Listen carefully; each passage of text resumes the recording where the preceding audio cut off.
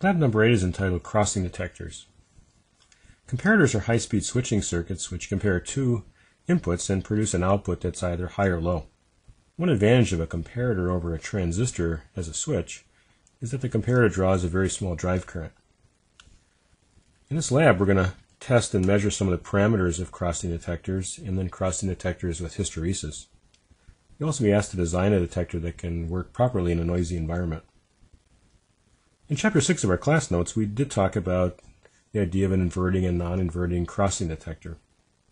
We also looked at the possibility of putting feedback around one of these two detectors to make it less sensitive to noise, and then we followed up with the other detector in supplemental problem 6.4. I'd like to take a look at those. There's some of the circuits that we're going to be building and doing calculations around.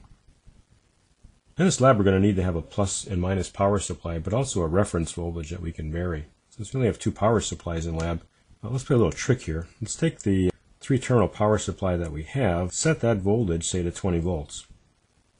Now I want to create a plus and minus 10 volt supply. So if I take the center of these two resistors and ground it, then I would have, if they were equal resistors, I'd have half the voltage here and half the voltage here. And I'm going to hook up my IC and sorted circuitry with those two resistors. To get this to be a true voltage divider, where I have half of that 20 volts across it, or 10, I got to make sure that the current in here is much larger than the current in here. We kind of did this trick for biasing transistors in 302.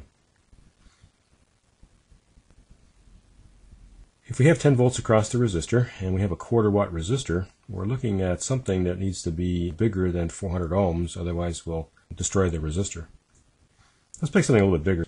If you have 10 volts across it, we're looking at about 23 milliamps flowing in those resistors. And so we could then have any load in parallel with that as long as it's drawing much, much less than 21.3 milliamps. And in these comparators, we're looking at milliamp type biasing. So we should have a pretty solid reference of plus and minus 10. This is what it looked like in lab, just putting a resistor across here, and then bringing the ground back into our circuit. But when you build a crossing detector in lab, you'll see that it's very fast in terms of switching as the input crosses differential difference of 0. We're going to look at using one of the hysteresis loops, in fact two of them actually, to minimize this. And I'd like you to redesign the circuit that we're going to take a look at in lab so that it can detect a crossing of minus 3 volts, but could have maybe 200 millivolts, 400 millivolts peak to peak of noise.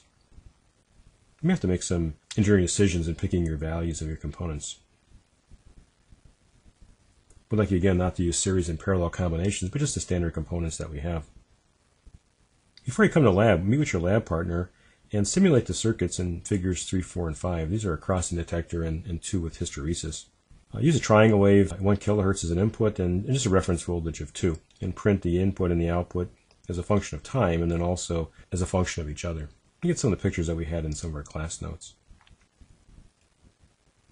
When you do simulate the redesigned circuit, can you figure out a way to show that you actually have noise immunity? You have to think about what would you have to put as an input to get that to happen. Make 2 copies of your lab report, give one to your lab instructor, hang on to the other one, and be used as part of your grade, and of course you can have the other one to work on your things in lab. And this is lab number 8, crossing detectors.